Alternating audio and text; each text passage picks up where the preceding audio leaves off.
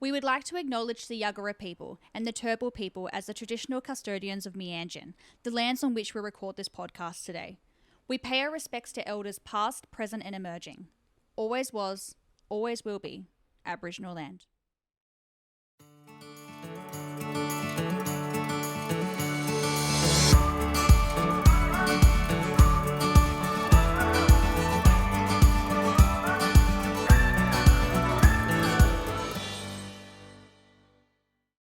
Welcome to another episode of For the Health of It, a podcast made for healthcare professionals by a nurse on the inside. So my name is Jess Tully and I'm the brand ambassador of Healthcare Australia, but I'm also a registered nurse. So this particular episode is absolutely going to be hilarious. Like, trust me, you're in for a giggle. Now, it's not just for healthcare workers. These particular stories that we're going through is called Workplace Wobbles. And we had a Facebook thread on our Healthcare Australia Facebook page about 3 months ago.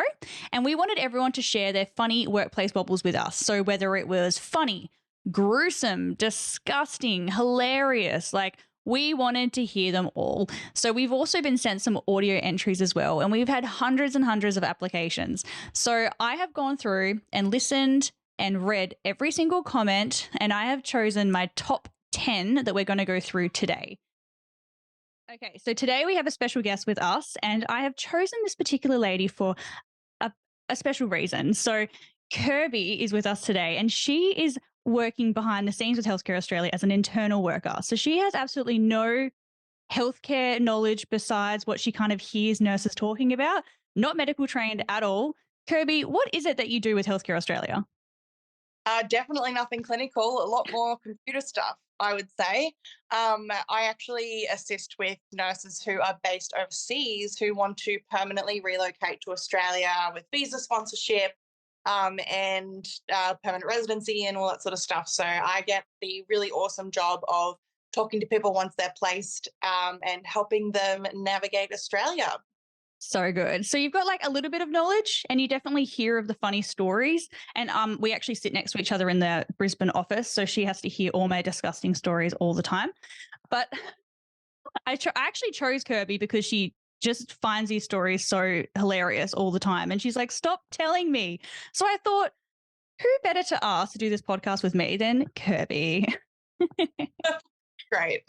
So what we've done is I have 10 stories that we're going to go through. So I've gone through hundreds and hundreds of these Workplace Wobbles entries, and I have chosen the top 10 that I think are just hilarious and damn right so funny. So I haven't shown Kirby any of these entries, and what I'm going to do is I'm actually sending her these entries one by one, and she's going to be reading them on the podcast, and she's got no idea what she's about to read. So I'm going to start nice and easy, and I'm going to send you one right now. Okay. And then you're going to read it. Now, this is a perfect one for you to start off with because it's something to do with international nursing. Yeah, this is one of my nurses. Can I say that? I'm saying you can say its first name. Okay, Ella. Thank you, Ella, for your submission. Okay, I'm literally reading this blind. I've never seen these stories before, so we'll see how we go. Workplace wobble. Shortly after I moved to Australia from the UK, I was with an elderly gentleman patient who asked me to retrieve his thongs from his bag for him. I was quite taken aback by this request, but thought, who am I to judge? I spent a few minutes rummaging through his belongings, looking for what I thought would be a small piece of underwear. Oh, babe, that's what we use the word thong for back home. Oh, no. The patient then pointed out his sandals to me, and I had to admit my confusion to him. We had a good giggle, and I've not made the same mistake again since. Oh, my God. Isn't that so funny? I just thought when I read that Workplace Wobble, I was like, so many internationals would have gone through the same thing. Just this like nice English girl, like, yeah, no problem, I'll get your thong for you, old man. And like trying to find it. And she was trying to be so respectful and look for his, what she thought was a lacy piece of undies. She was going in the bag being like, oh, I'll try and get your thong out for you, no problem. We don't judge. We don't judge. Exactly. So good on her. Great. Good start. Good start. And I thought it was perfect because you represent all the international nurses. So perfecto. So I've got another international one, but it's actually from a Kiwi nurse from New Zealand. So Okay, her cool. story now, and I totally understand this. So Kirby, when you work in different areas of Australia, there's different terminology in every single state. And it always Right. throws me off. So New South Wales speaks differently than Queensland and things like that. So I totally understand her confusion here. So she goes, I've come to New South Wales to work from New Zealand and have never heard of vital signs being between the flags and abbreviated to BTF. All right. So when you write observations, you say like BTF if their blood pressure is normal and their heart rate's normal, things like that. That's what a between the flags is. Oh, right. Okay. So it's like it's good. Yeah, it means it's good. So she goes, on my first recent night shift, I had in my head that it was within the flags. And I wrote WTF in most of my notes.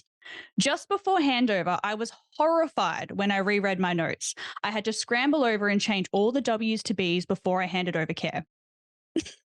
Imagine being numb and getting the report for the day and just like patient, blah, blah, blah, blah, blah. WTF. Yeah. And the thing is, if an observation is WTF, like you should be escalating that. Yeah. Person's entire page, WTF. And they're like, this person needs to be in the ED. Yeah. Like, This person like is obviously really unwell if you're saying WTF for her observation.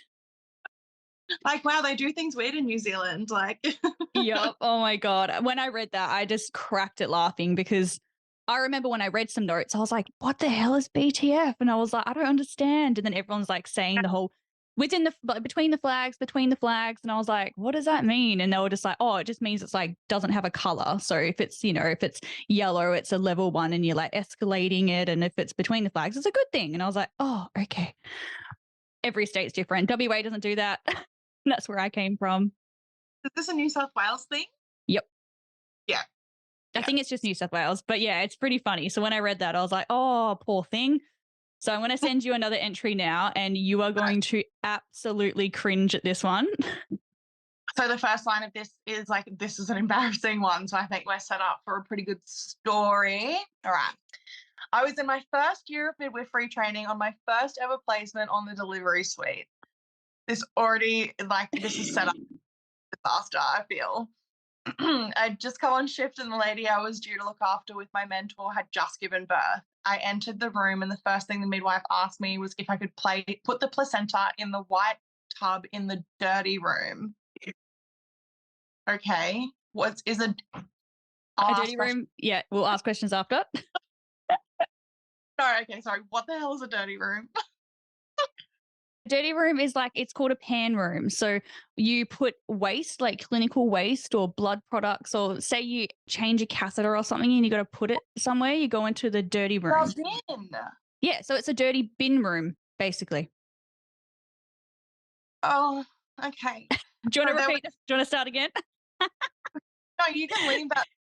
You're like mortified. Like, what do you mean the white bucket in the white tub in the dirty room? Put the placenta in the white tub in the dirty room. I'm like, weird. Feeling confident, I grabbed the placenta and the bowl and put it exactly in the white tub. I looked at the start button and pressed it, thinking it must be something to do with keeping it safe. Oh my God, no. Next minute, I was just hearing this massive grinding noise and it suddenly stopped. No. Error code was showing. I opened the lid of it and literally gasped. I put the placenta in the macerator, not the bloody white bin that was clearly labeled placentas right next to it. Oh my God, turns out I had blocked the pipes for the whole hospital with cut up placenta. There was blood everywhere and it all had to be drained out by the maintenance guys. Oops. She ends the story with oops. What do you mean? You put placenta everywhere. You macerated a placenta. What do you mean oops? Yeah, isn't that disgusting? But I totally get her confusion though, honestly, because you have different colored bins. You got like a yellow bin, which is a clinical waste bin. And then, I mean, obviously their macerator's white. I've seen them to be silver, like on the outside. But no, like she's just following instructions, She's supposed to put it in the white one. All respect to her. All respect. I am horrified at it. Isn't it disgusting? So she has put placenta in all through the pipes. Like all through the pipes now is like ground up placenta. No, thank you. No, thank you. Mm-mm. Kobe doesn't want to be a nurse after this or a midwife. 7 more stories to go. Is there more to go? All right. Now, this one's a really funny one, okay? Mhm. So this one's from Matt. I was a third year student. Oh, wait, no. Yeah, this is actually, it wasn't when he was a student. I was a third year student doing my placement on a general medical ward back in the UK. I was looking after a very sweet but frail old lady in one of the side rooms. I popped in to see her and provide some personal care whilst taking time to rearrange her bed and get her comfortable. I finished up and went to leave the room before turning at the doorway to say goodbye. Now, this was 6 p.m., 11 hours into my shift, and by this point, I was so tired I could hear colours. So I went to say, "Oh, rest up now," before leaving, but instead, I looked her dead in the eye and said, "Rest in peace," and then proceeded to walk out the door. Honestly, I nearly died. I didn't realize my mistake until I was a few steps down the corridor, then returned in a panic to correct myself to see her bolt upright in bed staring at me as if I had just read her last rites. I then proceeded to reassure her that her time was not up yet and then returned to the nurse's station and recited what had happened, which I think nearly gave the nurse in charge a heart attack. They laughed so much. I was horrified. Oh my god, you'd have to hope your patient's got like a decent sense of humor. I know. I just saying, "Rest in peace," and then walking away. Oh, it's like a Freudian slip that you definitely do not want, like in a Mm-mm. hospital, rest in peace, as opposed to like have a good sleep or whatever, whatever it Have a was. good sleep. You're not waking back up. Rest in peace. You're gonna die tomorrow. Rest in Oh, peace, and lady. Like, she might have thought, "Did I hear that correct? Like, was he just telling me something?" So yeah, that was so funny. And obviously, he was a oh, student at the time, so I don't think he ever has made that mistake again. no, but like, I mean, having been in the hospital for like an unexpected reason, it is actually really stressful because you don't know what's going on and stuff like that. So if someone's saying rest in peace, I'd probably be like her, like bolted up in my bed, like who was trying to kill me? Like, Yeah, yeah. I Did my don't last know, blood yeah, results just show something, and I didn't know about it? Like, yeah. Like I thought I came here like teeth surgery. Why am I why am I dying? I know. Oh, Matt, that was so funny. Now, I've got another one for you, Kirby. It's a little bit of a Alright, long one, but this one cracked me up. It is not disgusting, I promise you. I've made sure to give you the really gross ones up front. we're not macerating any more placentas. No, Okay, no, no cool. more macerating of placentas. This is a funny one, okay? This is This is from another Lucy. one. Mm. Yes. So I feel like all the good mistakes probably happen when you're a student. But anyway, I digress. On my first day as a nursing student on placement in aged care, I was given the task of showering an elderly lady who they told me was mostly independent, but would need a bit of assistance setting up for her shower. I went in and introduced myself to the lady who was in her room starting to pack a few of her things. She told me she was getting her suitcase packed, that her daughter was having a party, and she has a ticket on the train booked so she could attend the party a few hours away. Independent lady, so all seemed very legit. Naive me helped her pick the best party dress, pack her suitcase, have a shower, get her all dressed for the party in a big fancy hat, hair and makeup all done. Once we were ready, I helped her get to the front door and sat her down ready and phoned a taxi for her to get to the train station. Quite pleased with myself for completing my first nursing task, I went and reported it to the RN I was working with, who was in hysterics. What she had forgot to mention to me was that the sweet old lady had dementia and woke up every day thinking she had to catch a train and was always packing her suitcase. Oh no. She stayed in the party dress and we celebrated the party over lunch when her daughter came to visit. The call to cancel the taxi was a little embarrassing. Oh, but that's so wholesome. I know. But it's so funny because she would have been so proud of herself and gone back up. She's like, "Yep, Mrs. Smith or whatever her name is. I've called her a taxi. She's outside ready." And the panic of that nurse in charge would have been like, "Get her back in here." That's so funny. But also, like, I don't know, like, it's so sweet that she was like, oh, done all this. And she's like really put the effort in for this lady. That my grandmother's in a aged care facility. And like, it can be a little bit grim sometimes. So, like, I think this is so, so sweet. Even if it didn't go exactly as she thought it would. I know. She had a very good heart. She had a good heart at the end of the day. And I mean, Well, sometimes you speak to a patient with dementia and they really do seem with it. Like you don't feel like they're confused. Sometimes their stories, if you don't know anything about them, you would believe, oh, okay, you're going to a party today. You've got to get the train. Okay, yep, no worries. yeah, but like, I mean, I'm not a nurse, but like, wouldn't you like warn the student, like, oh, you're about to go see Mrs. Smith just so that, you know, she thinks that she's always getting on a train to go somewhere? Or maybe, I guess, like, maybe the staff there were just so used to it, they were desensitized. But like, she probably didn't get the opportunity, she probably didn't get anyone engaging in her fantasy thing ever. So it's, even though she would have like forgotten it, it's nice that she had someone indulge her. I think that's Yeah. sweet. It got as far as the, the taxi rank. So that's at least it didn't go any further than that. Imagine if she went into the taxi. Phew. Different story. Or further than that. Now, back to a kind of horrifying one. It's not, I mean, it's gross, but it's also shocking.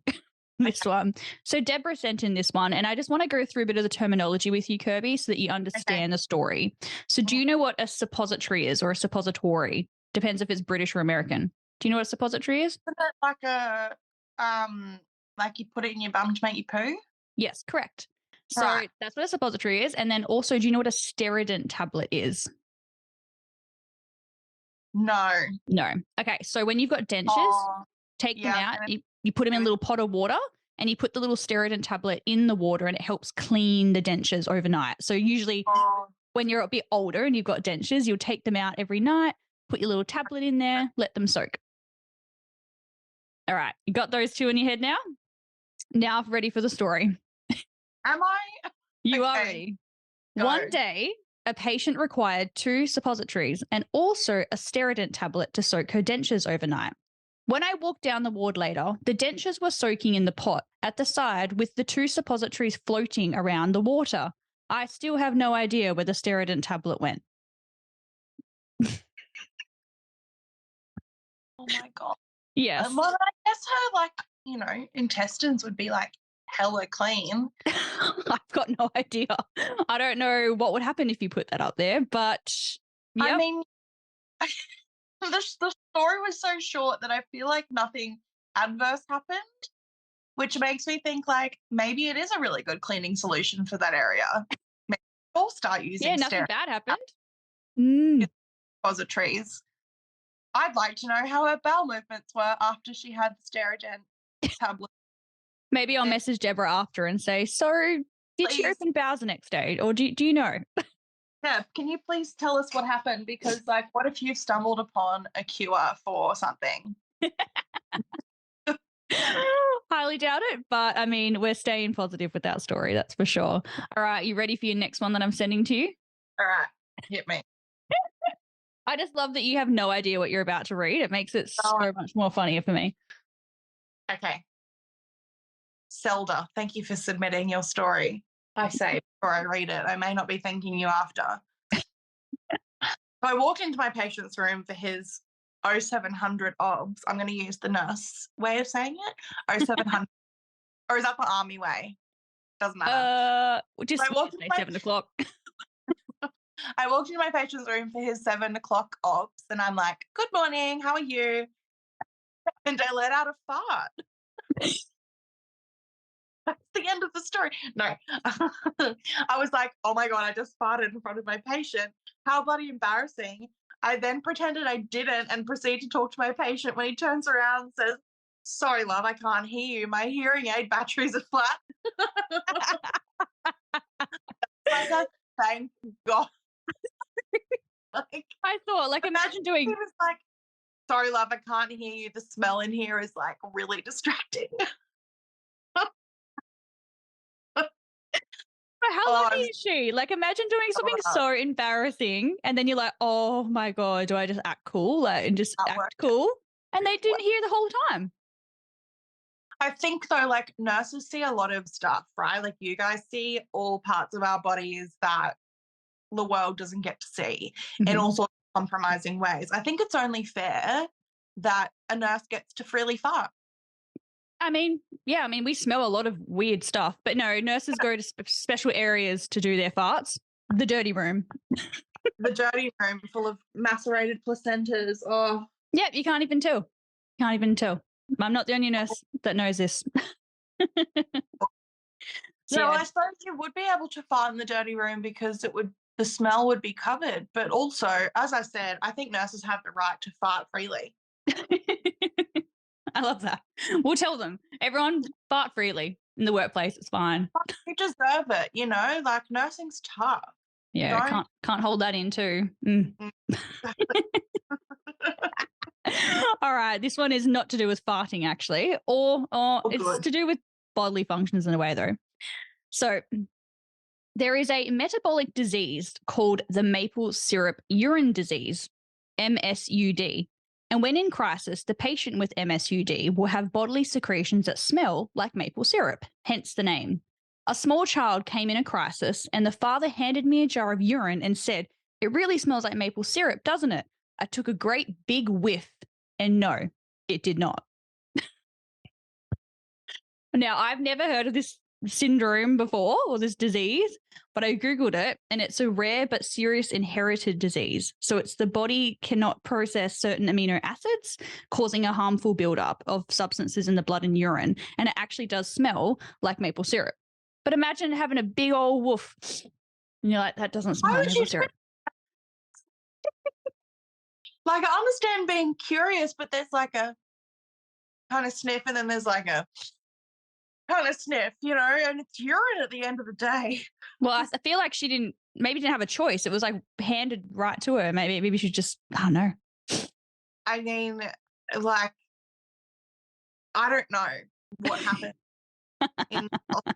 Clearly, I don't. You're like, why are you smelling urine in your job? Yes, we Please. do.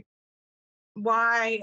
And do you have to do it so aggressively, or can you just have a light, you know, okay, yeah, smells a bit gross, like, yeah, you're probably sick, you know, or is it like, nah, you've got to really like, Well, I think maybe she was just really trying to tell it. Like maybe she really wanted to know if it was maple syrupy. So she was like, let me have Maybe a good old whiff. deep into a night shift and had just lost all rhyme or reason. Mm-hmm. Could have been really late. We don't know. But either way, it Given wasn't the way, maple syrup. So the poor No. thing. All right. I'm going to send you a hilarious one. Now, this one, I cacked it laughing. This one. Oh my God.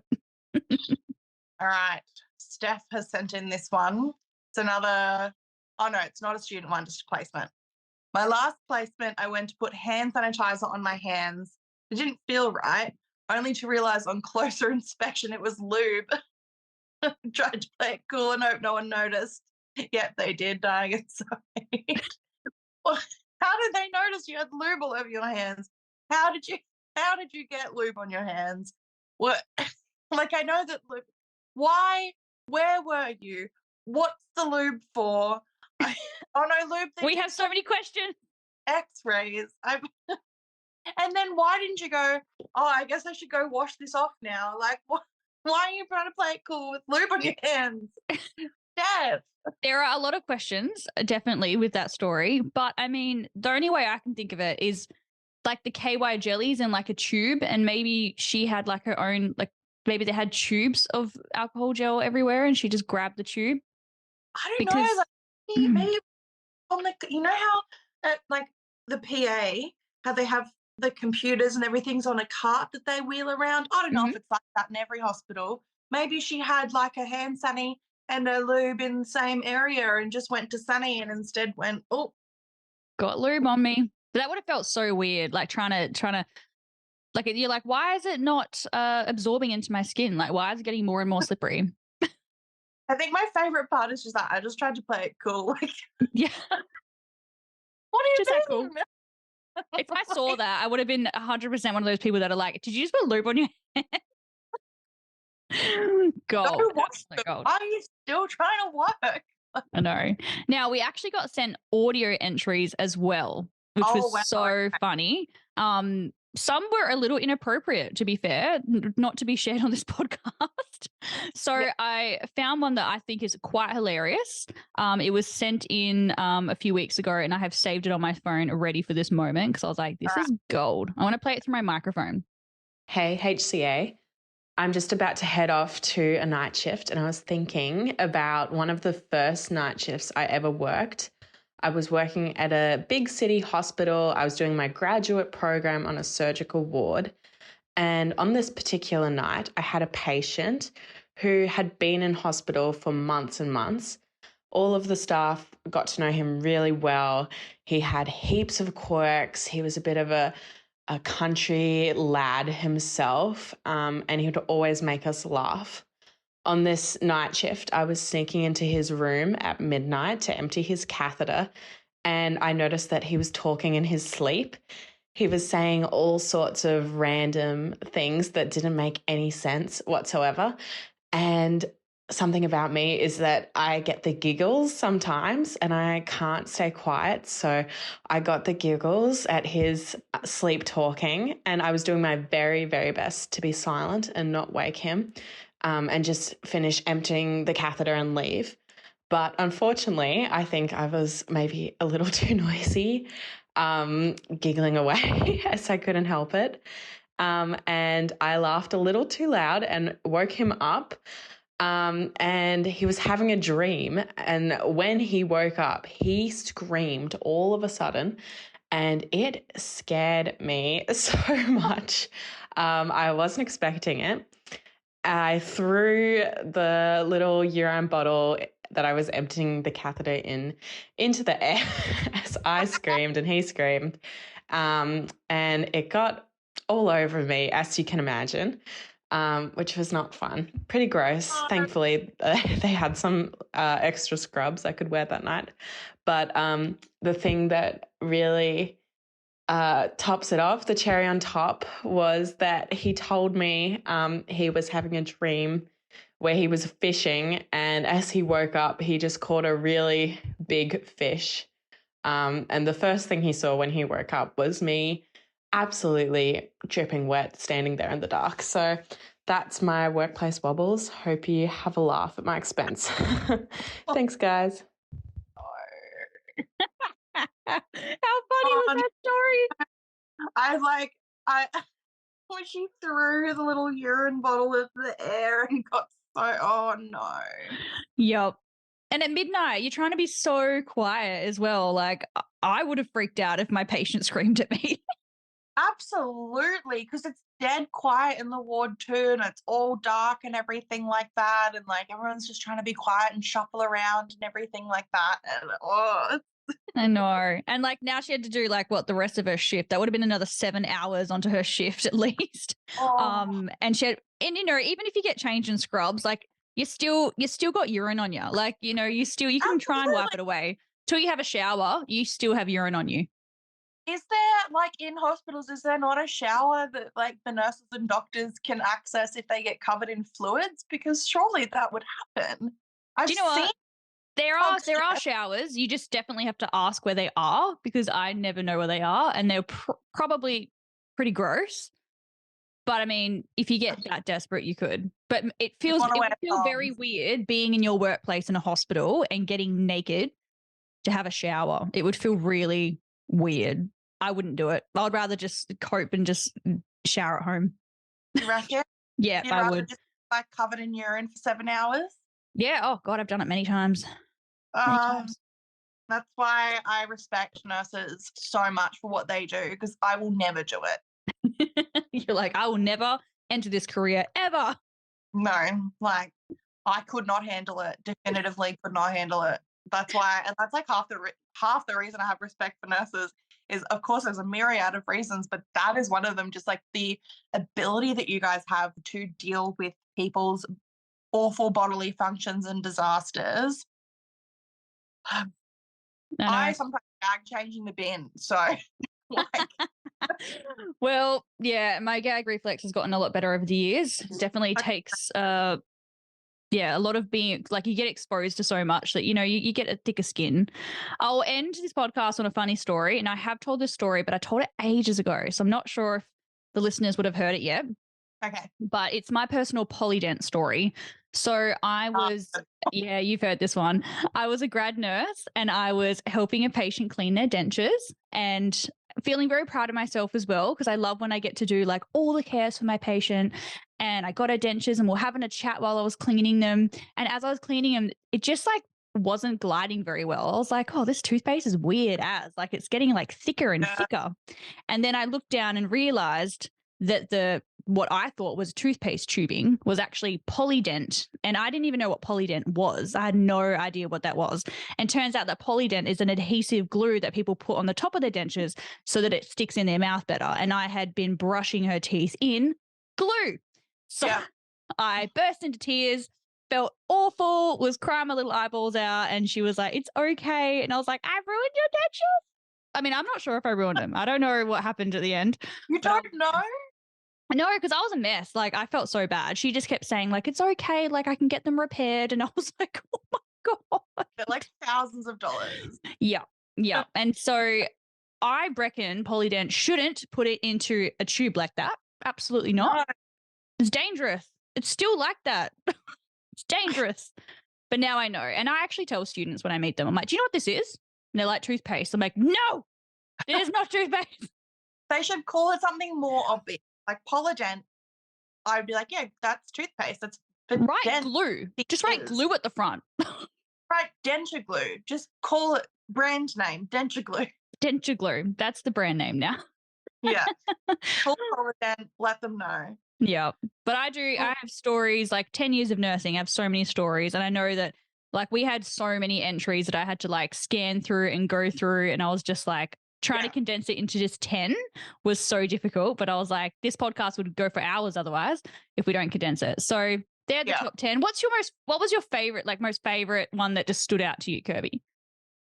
See, like that question's twofold, because the one that was not my favorite, but the one that affected me the most was obviously the macerated placenta.